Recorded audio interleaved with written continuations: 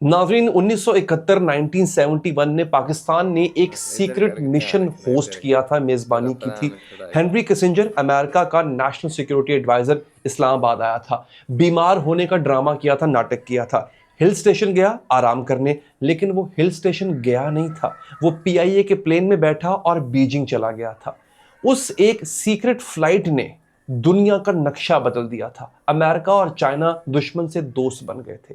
आज 55 साल के बाद वही पाकिस्तान वही रोल निभाने जा रहा है दोस्तों, लेकिन इस बार दुश्मन अलग है। अमेरिका और ईरान इन दोनों की दुश्मनी खत्म करने जा रहा है। फाइनेंशियल टाइम्स ने एक बहुत ही बड़ी खबर दी है और इस अखबार के मुताबिक पाकिस्तान लीड मीडिएटर बन गया है, यानी सबसे बड़ा सालिस बन गया है अमेरिका और ईरान की जंग खत्म करवाने के लिए। ये अभी थोड़ी देर पहले की खबर है।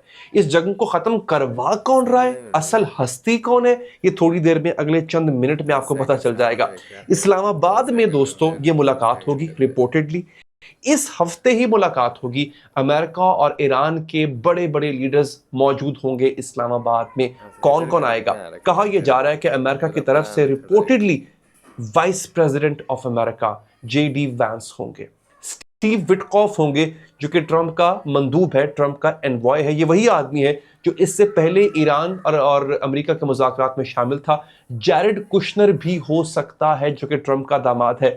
बाज एनालिस्ट ये कह रहे हैं कि अब की बार ट्रंप स्टीव विटकॉफ और जैरेड कुशनर पर एतबार नहीं करेगा, क्योंकि इन्होंने इसराइल की साइड से निगोशिएशंस की थी। इन्होंने अमेरिका को रिप्रेजेंट या अमेरिका की तर्जुमानी नहीं की थी पिछली बार के मुज़ाकरात में। तो हो सकता है इस बार सिर्फ जेडी वैंस हो। जेडी के वैंस के बारे में बाज एनालिस्ट ये भी कहते हैं कि ये वाहिद आदमी है पूरी ट्रंप एडमिनिस्ट्रेशन के अंदर, ट्रंप इंतजामिया के अंदर, जो ईरान से जंग की मुखालिफत कर रहा था। अब की बार जेडी वैंस का मुज़ाकरात में आना, इससे एक नया मैसेज जाएगा। आगे चल के बताता हूं। ईरान की तरफ से कॉल, रिपोर्टेडली मोहम्मद बाग़िर ग़ालिबाफ ये पार्लियामेंट के स्पीकर हैं और ये सब फील्ड मार्शल आसिम मुनीर की डिप्लोमेसी का नतीजा है। नाज़रीन, आज मैं आपको बताऊंगा कि यह सब कैसे मुमकिन हुआ है, पाकिस्तान ने यह पोजीशन कैसे अचीव की है और इस मीडिएशन का मतलब आखिर होगा क्या।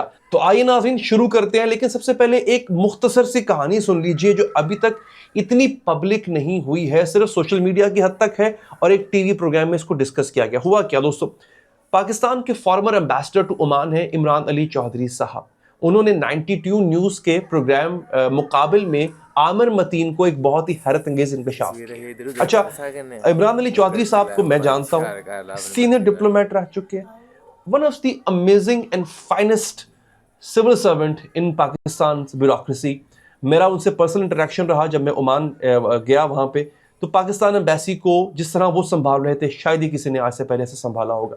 खैर, उन्होंने अपने इंटरव्यू में, और ये इंटरव्यू ऑन रिकॉर्ड मौजूद है, उन्होंने कहा है कि फील्ड मार्शल आसिम मुनीर जो है वो 2 से ढाई हफ्ते पहले बड़ी खामोशी से वो ओमान गए थे और वहां उन्होंने जो है वो 4 घंटे की मीटिंग की थी। ये 4 घंटे की मीटिंग उन्होंने किसके साथ की थी? स्टीव विटकॉफ, जिसका पहले जिक्र हो चुका है, ट्रंप का स्पेशल एनवॉय है, और जैरेड कुशनर जो कि ट्रंप का दामाद है और सीनियर एडवाइजर भी है। 4 घंटे की मीटिंग होती है ओमान में, मगर राजदारी के साथ।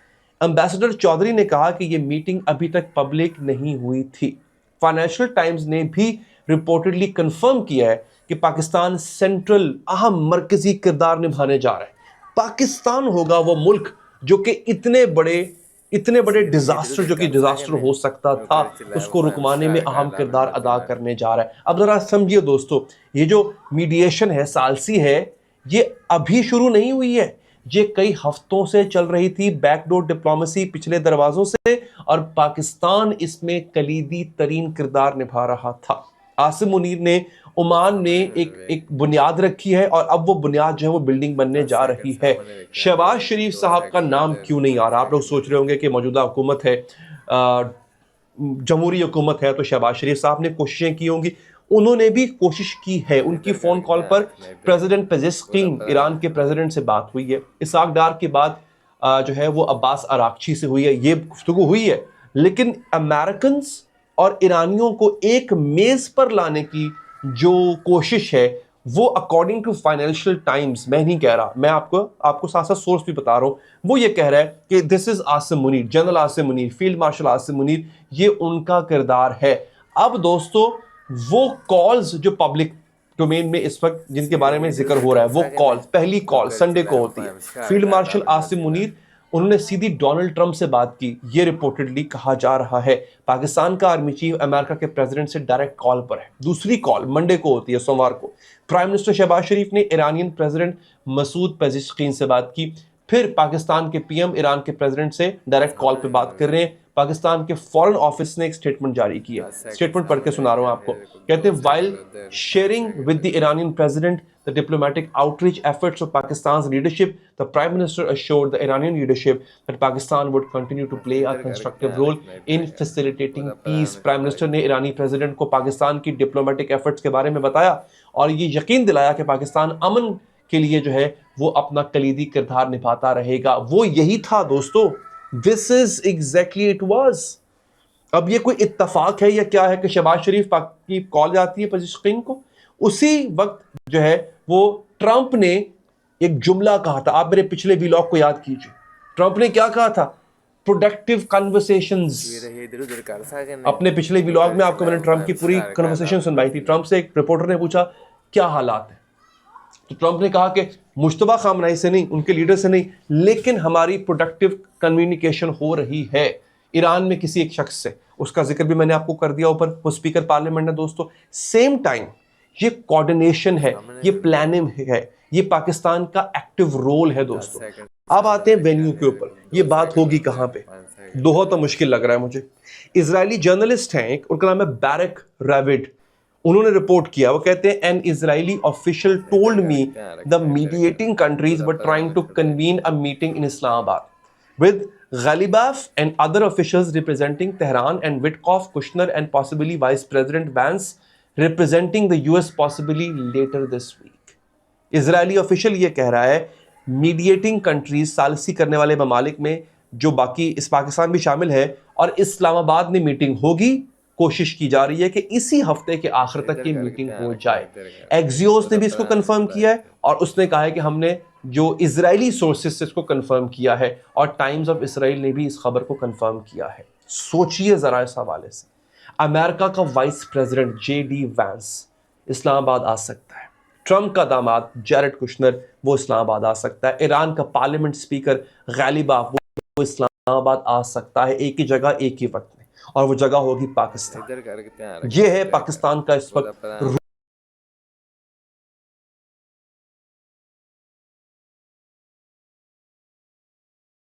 रोल, पाकिस्तान की इंपॉर्टेंस, जिसको एनालिस्ट ये कह रहे हैं कि पाकिस्तान इस वक्त ऐसे मकाम पे खड़ा है जहां पूरी दुनिया की नजरें पाकिस्तान पर है, कि पाकिस्तान ही वो शायद मुल्क ऐसा होगा जो इतने बड़े होने वाले, खुदा ना खास्ता, गॉड फॉरबिड, एंटिसिपेट किया जा रहा है कि एक डिजास्टर से बचा सकता है पूरी दुनिया को। अब यहां पर एक बहुत ही इंटरेस्टिंग डेवलपमेंट होती है दोस्तों। एविएशन ट्रैकर है बैबक तागवी। एविएशन ट्रैकर ये एक हॉबी होती है कुछ लोगों की जो जहाजों की आमदरफ्त पर नजर रखते हैं, जैसे फ्लाइट रडार एक वेबसाइट है, उसके जरिए ये लोग जानते होते हैं। बैबक तागवी ने रिपोर्ट किया कि an RJ-85 of the Iranian Air Force, which I earlier reported flew from Tehran to Islamabad with the approval of the Israeli Air Force, carried a delegation of the Islamic regime of Iran led by Mohammad Bagher Ghalibaf। Irani air force का plane Tehran से इस्लामाबाद गया और Israeli air force ने reportedly approval दी कि ठीक है, बीच में हम इसको मारेंगे नहीं, हमला नहीं करेंगे, ये अप्रूवल दी बेसिकली।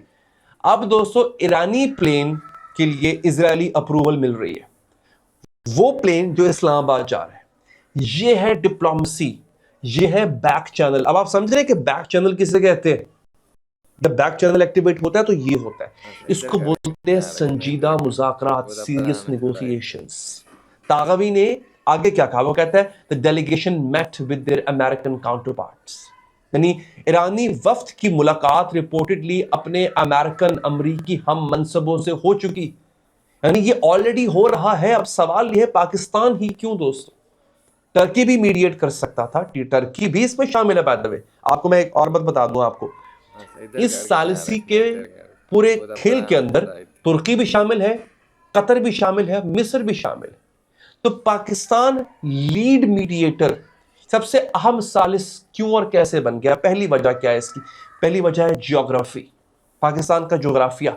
पाकिस्तान ईरान के साथ 959 किलोमीटर का बॉर्डर शेयर करता है। बलूचिस्तान से सिस्तान बलूचिस्तान तक का पूरा एरिया जो है वो पाकिस्तान ईरान बॉर्डर कहलाता है। पाकिस्तान ईरान का पड़ोसी, ये प्रॉक्सिमिटी जो है ये ट्रस्ट बिल्ड करती है। दूसरी वजह रिलीजियस डेमोग्राफिक्स है। पाकिस्तान में ईरान के बाद दुनिया की दूसरी सबसे बड़ी शिया पॉपुलेशन बसती है। शायद बहुत कम लोगों को पता इस बात का अंदाजा होगा। ईरान पाकिस्तान को अपना नेचुरल एलाय यानी एक फितरी इत्तेहादी समझता है। आयतुल्लाह मुज्तबा खामनेई ने रिपोर्टेडली नौरोज के मैसेज में, नौरोज के पैगाम में कहा था कि पाकिस्तान का नाम लेके कि मेरी बड़ी खास रगबत है पाकिस्तान के साथ, स्पेशल फीलिंग का लफ्ज इस्तेमाल किया था उन्होंने। तीसरी वजह Trump connection. General Asim Munir की रिपोर्टेडली ट्रंप एडमिनिस्ट्रेशन के साथ बहुत अच्छी बहुत अच्छे रिलेशनशिप्स है। विटकॉफ और कुशनर के साथ ओमान में 4 घंटे मीटिंग होती है।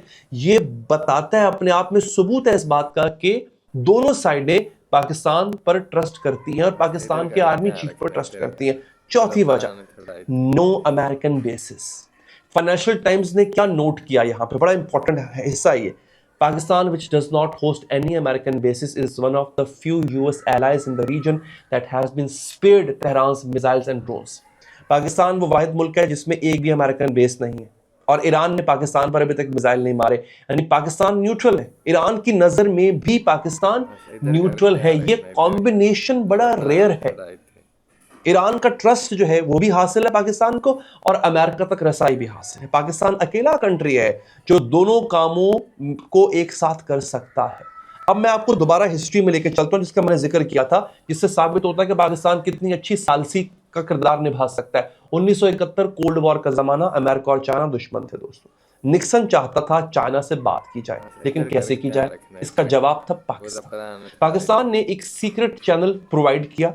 कैसेंजर, हेनरी कैसेंजर इस्लामाबाद आता है, बीमार होने का उसने बहाना करता है। इस्लामाबाद आके कहता है कि मैं तुझे पहाड़ी इलाकों में जा रहा हूँ। पीआईए के प्लेन में बैठकर सीधा बीजिंग पहुंच जाता है, किसी को पता नहीं चलता।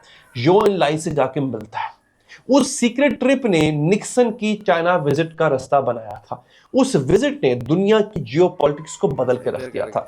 एम्बेसडर विंस्टन लॉर्ड जो कैसेंजर के साथ था उस वक्त, उसने कहा कि Pakistan had the advantage of being a friend to both sides. Pakistan को ये एक फायदा हासिल था, पाकिस्तान को ये एडवांटेज हासिल था कि वो दोनों साइड्स का दोस्त था।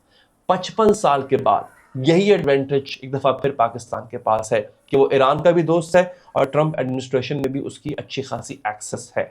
1971 में पाकिस्तान ने अमेरिका चाइना रिप्रोचमेंट फैसिलिटेट किया। 2026 में Pakistan potentially America Iran rapprochement facilitate कर रहा है दोस्तों। अब मैं आखिर में आपको ईरान की पोजीशन बता देता हूं दोस्तों। फिलहाल ईरान ऑफिशियली इन नेगोशिएशंस को डिनाई कर रहा है।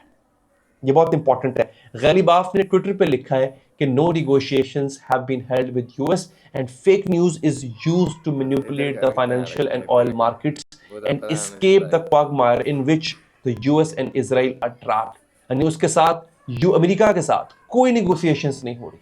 ये फेक न्यूज है इक्तिसादी और ऑयल मार्केट्स को मैनिपुलेट करने के लिए और उस दलदल से निकलने के लिए जिसमें अमेरिका और इजराइल अब फंस चुके हुए हैं। प्रोफेसर मरंदी ने भी कहा है कि कोई डायरेक्ट या इनडायरेक्ट टॉक्स नहीं हो रही हैं। ईरान का फॉरेन मिनिस्टर स्पोक्स पर्सन उसने भी IRNA को बताया है कि over the past few days messages were received by certain friendly states conveying the US request for negotiations to end the war. कुछ दोस्तों की तरफ से, यानी कुछ दोस्त ममालिक की तरफ से या उनके जरिए अमेरिका के पैगामात हम तक पहुंच रहे हैं जिसमें हमसे मुज़ाकरात की रिक्वेस्ट की जा रही है। ये बहुत इंटरेस्टिंग है। ईरान कह रहा है हम नहीं मांग रहे हैं, अमेरिका कह रहा है हम मांग रहे हैं। भाई हम तो मुज़ाकरात मांग रहे हैं। ईरान की पोजीशन है, वो अपनी पोजीशन में कहीं ना कहीं स्ट्रॉन्गर दिख रहा है। यानी ईरान को ये लगता है कि उसकी इसमें मजबूती है अगर वो इनकार करता है मुज़ाकरात से। 4 हफ्ते की जंग के बाद 16,000 से ज्यादा स्ट्राइक्स के बाद ईरान पोजीशन ऑफ स्ट्रेंथ से निगोशिएट करने की कोशिश कर रहा है। वॉल स्ट्रीट जर्नल ने लिखा कि after the regime survived more than 16,000 American Israeli airstrikes while maintaining control, and the ability to strike sensitive targets in the Israel, it made it clear that it would not capitulate. मतलब 16,000 से ज्यादा हमले survive करने के बाद अपना control maintain किए हुए है और इजराइल पर हमले कर रहा है, तो कहीं ना कहीं लग रहा है कि ईरान जो है वो झुकेगा नहीं। ये वॉल स्ट्रीट जर्नल कह रहा है। अब सब लोग इससे कन्विंस्ड नहीं। इजरायली सिक्योरिटी फोर्स ने यल्दा हकीम को बताया, यल्दा हकीम एक जर्नलिस्ट है, कहते हैं कि मैं उसको उर्दू में तर्जमा कर देता हूं कि एहतियात से काम लिया जाए। सोमवार जो है अभी आने वाली है, ट्रेडिंग वीक शुरू होगा, मार्केट्स ऊपर जाएंगी। अब यल्दा हकीम क्या कहती हैं? वो कहती हैं कि फिलहाल जो है ना, ये जो पॉज लिया है, जंग का एक वक्फा आया है 5 दिनों का, ये इसलिए आया है कि मार्केट्स वापस स्टेबल हो जाए, अमेरिका को इतनी मोहलत मिल जाए, वो मुज़ाकरात खेले और ये कहे कि मुज़ाकरात से ईरान वापस हट गया, अब हम दोबारा हमला कर रहे हैं, और अब की बार वो अमेरिकन फौजियों, मरीन्स को वो ईरान की सरजमीन पे उतारे, वहां पर डिप्लॉय करें। चैथम हाउस एक्सपर्ट ने रिपोर्टेडली कहा है कि ये सिर्फ मार्केट्स काम करने के लिए है। US and Israel will resume bombing Iran the exact second the markets close on Friday. ये मैं आपको चैथम हाउस एक्सपर्ट के वर्ड्स बता रहा हूं। वो कहते हैं जुम्मे को अब मार्केट बंद होने दें, बॉम्बिंग दोबारा से शुरू हो जाएगी। ये 3 नजरिए, 3 पर्सपेक्टिव है। पहला ये कि ये रियल असल हकीकी डिप्लोमेसी है, पाकिस्तान इसको फैसिलिटेट कर रहा है। दूसरा ये ईरान कहता है हम बात नहीं करेंगे। तीसरा ये एक स्केप्टिज्म है, वो लोग जो शक की निगाह से देख रहे हैं इस मौजूदा सीज फायर को, उनको लगता है कि ये सिर्फ टाइम बाय करने के लिए और कुछ नहीं है। दोस्तों, कौन सही है इसका जवाब हमें 5 दिन में पता चलेगा। उससे पहले मैं कुछ कहूं, स्पेकुलेट करूं, मेरा काम स्पेकुलेट करना नहीं है। मेरा काम है आप तक एक ऐसा एक एनालिसिस पहुंचा देना, उनका एनालिसिस जो कि इस गेम को ज्यादा बेहतर से समझते हैं, जो इंटरनेशनल पॉलिटिक्स को समझते हैं, जो इंटरनेशनल रिलेशंस को समझते हैं। दोस्तों, हाँ, पाकिस्तान के लिए ये बहुत इंपॉर्टेंट घड़ी है। डॉक्टर शाहिद मसूद ने लिखा है, the silent superpower of diplomacy has reawakened. यानी वो कहते हैं कि जब दुनिया जो है वो एक आग के किनारे पर खड़ी थी, पाकिस्तान वो कर रहा है जो पाकिस्तान अब सबसे बेहतरीन करता है। वो क्या है? इम्पॉसिबल को नेविगेट करना। फाइनेंशियल टाइम्स ने पाकिस्तान को लीड मीडिएटर कहा है। एक्सियोस ने इस्लामाबाद को वेन्यू फॉर टॉक्स बताया है। इजरायली सोर्सेज ने कंफर्म किया है कि गालिबाफ इस्लामाबाद में रिपोर्टेडली है, और ट्रंप ने आसिम मुनीर साहब से डायरेक्ट बात की है। ये पाकिस्तान का मूवमेंट है दोस्तों। अब इस मूवमेंट को पाकिस्तान खुद के लिए, अपने लिए फायदेमंद कैसे बताता है, ये भी हमें अगले 5 दिन में पता चलेगा। आपको ये वीडियो कैसी लगी? अगर आप लोग इस पे अपना कमेंट देना चाहते हैं, मैं आप सबके कमेंट्स पढ़ता लाजमी हूं और मैं कोशिश करता हूं तकरीबन सब कमेंट्स पढूं और उनका जवाब भी दूं।